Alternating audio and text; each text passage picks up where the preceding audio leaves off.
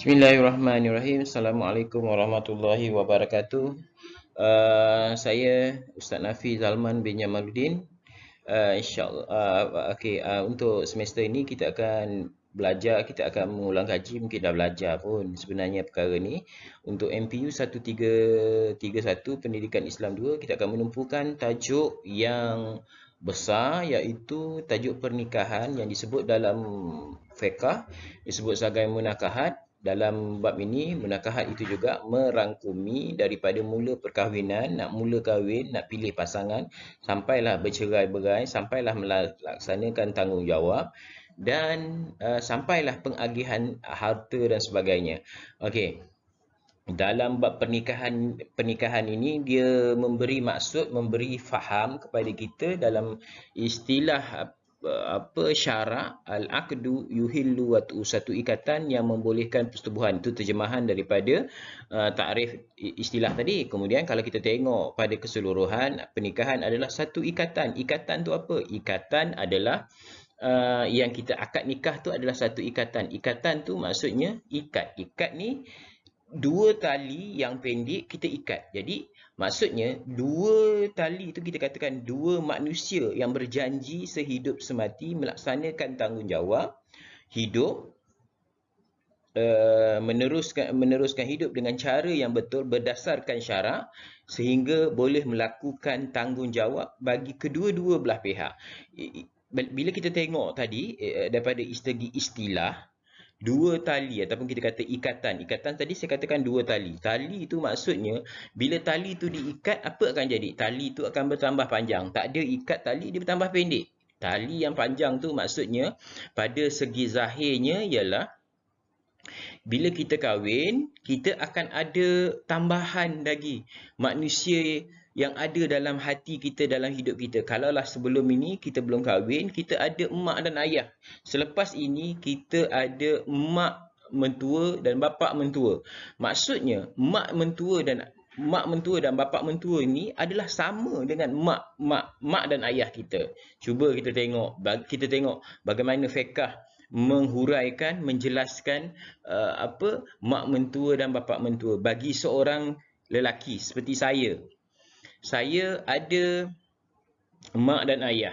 Kemudian bila saya berkahwin, saya ada mak mentua dan bapa mentua. Mak mentua saya salam dengan mak saya sendiri. Saya cium tangan mak saya. Saya tak batal air semayang sebab saya adalah anak kepada mak saya. Kemudian bila saya berkahwin, saya salam pula dengan mak mentua. Saya salam, cium tangan.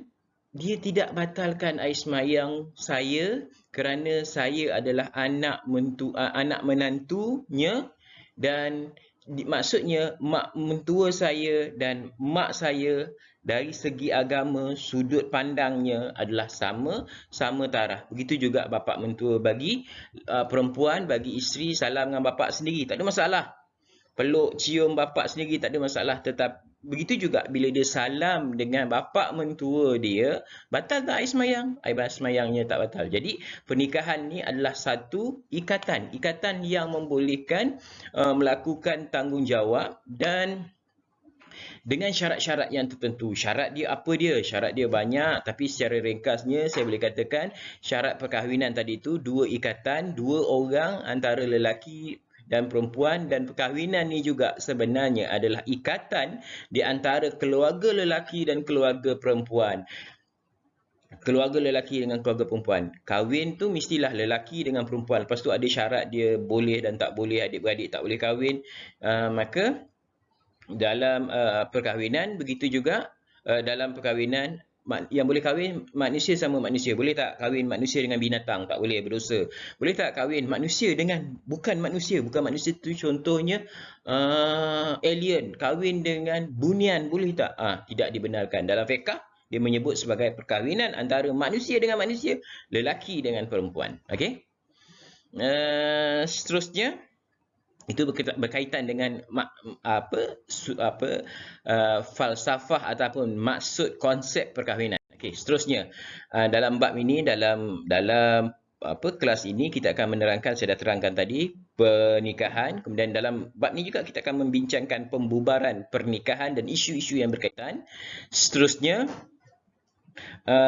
kita akan belajar juga membezakan kaedah-kaedah dalam pembubaran perkahwinan. Ini kita akan berjumpa dalam, saya rasa dalam bab yang kedua nanti. Okey.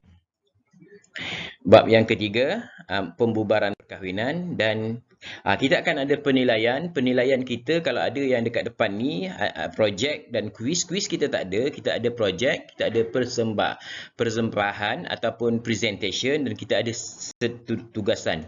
Jumlah keseluruhan penilaian kita adalah 100% secara penilaian berkala. Okey.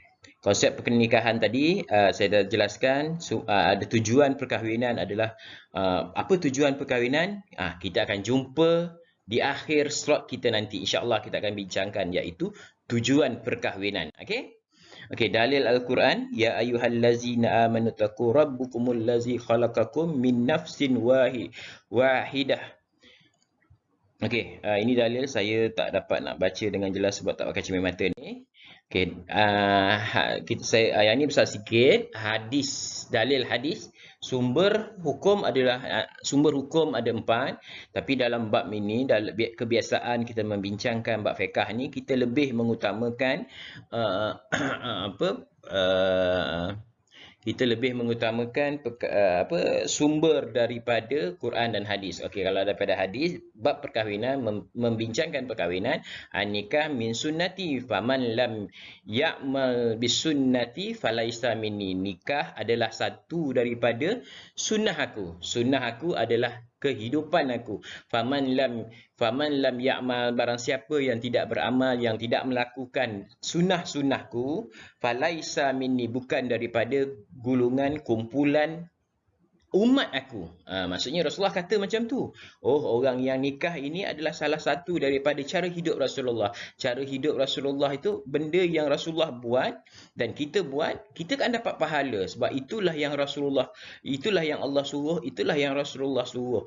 Kalau kita menolak perkara ini tanpa sebab yang kukuh, kita Nabi kata falaisa minni, bukan daripada umat ataupun kumpulan aku. Bayangkan sampai dekat padang mahsyar nanti, Rasulullah kata kau bukan grup aku, kau bukan umat aku. Bayangkanlah kalaulah kita kan, kalau kita pergi nak jumpa kawan-kawan, kawan-kawan kata kau bukan kawan aku. Kan kita rasa kecil hati. Okey. Seterusnya, kita tengok definisi nikah tadi. Saya dah katakan, saya dah jelaskan yang ni.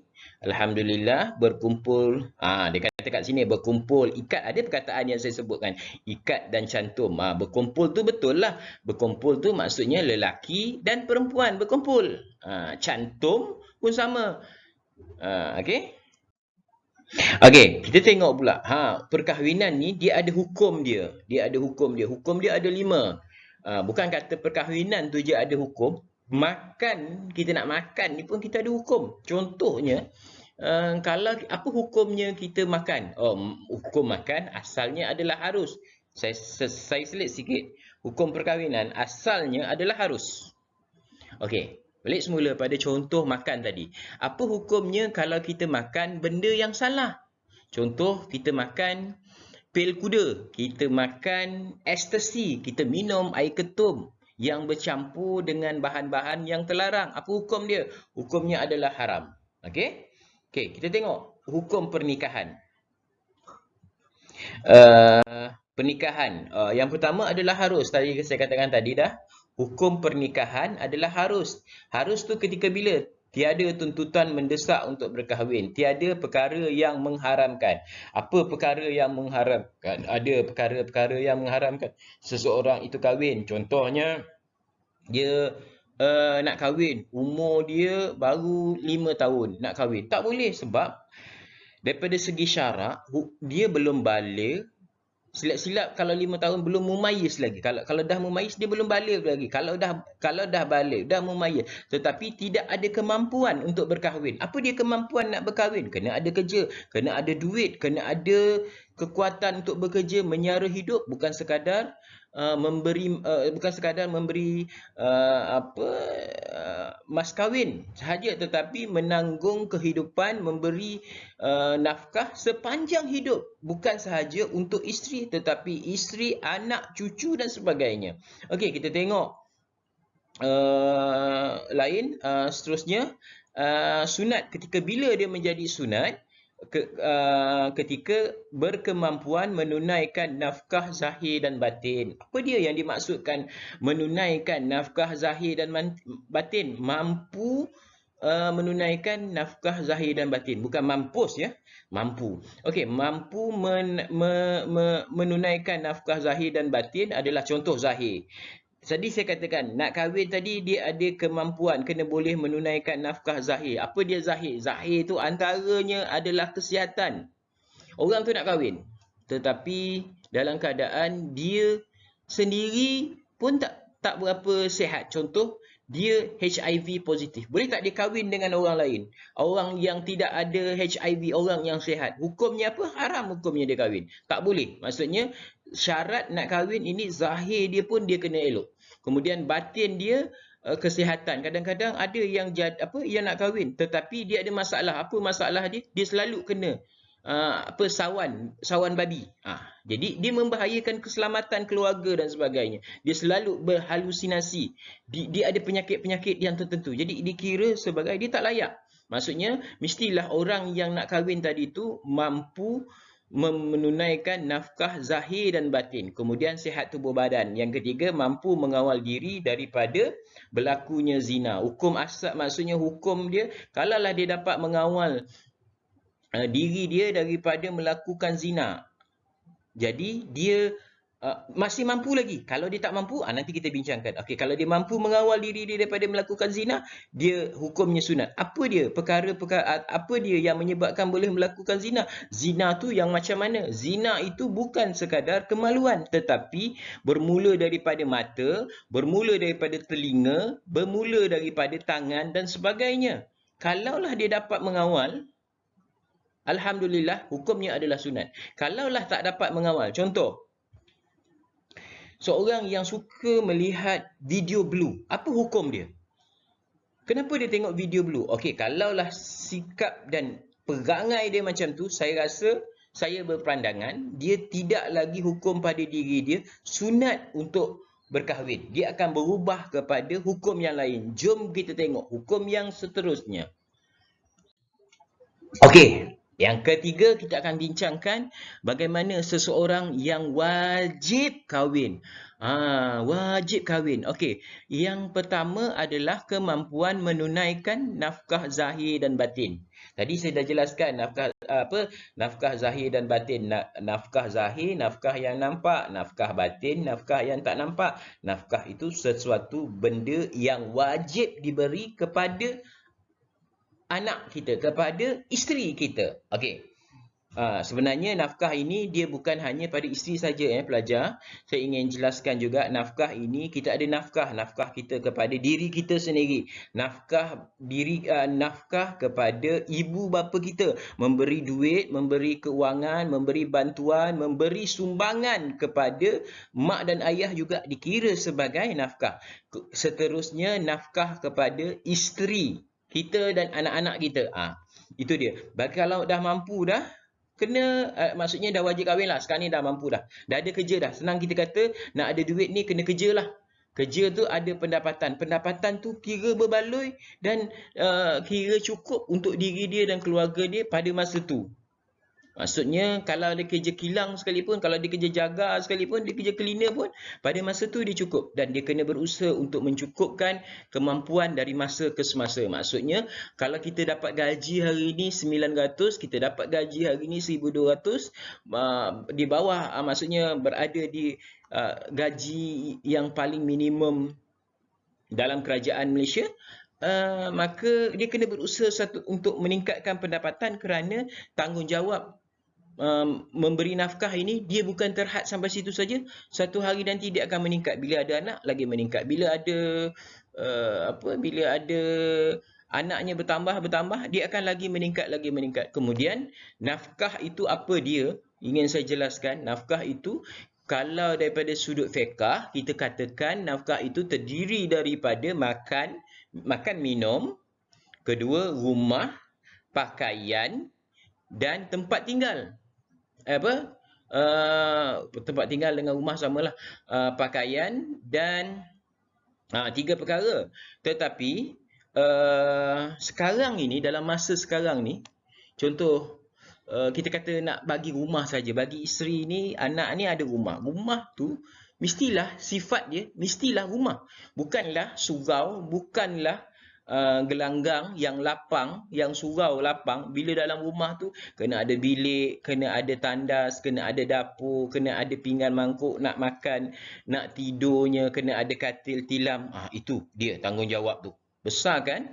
Okey, yang kedua, wajib bila sihat tubuh badan. Muda belia ni, okey bagus kahwin. Ada orang tua kahwin, bagus ke tak bagus? Okey ke tak okey? Wajib ke tidak?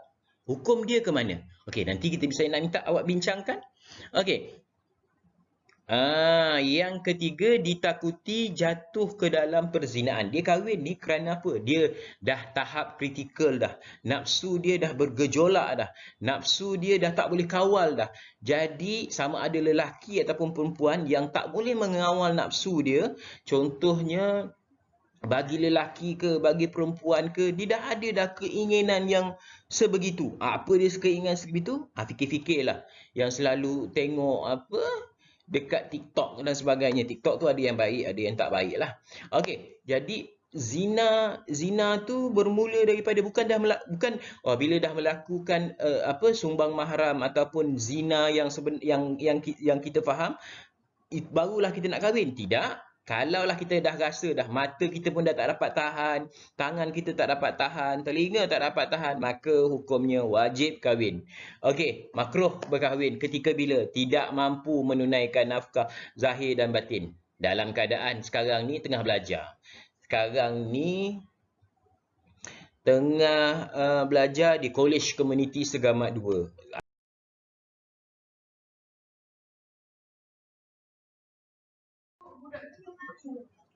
Kena download tu bang. Bawa masuk YouTube lah. Kat you pun rasa bawa masukkan Lepas tu bagi link kat dia. Nanti orang tak download. Ni, macam mana ni? Alamak Kita pecah kan masuk YouTube.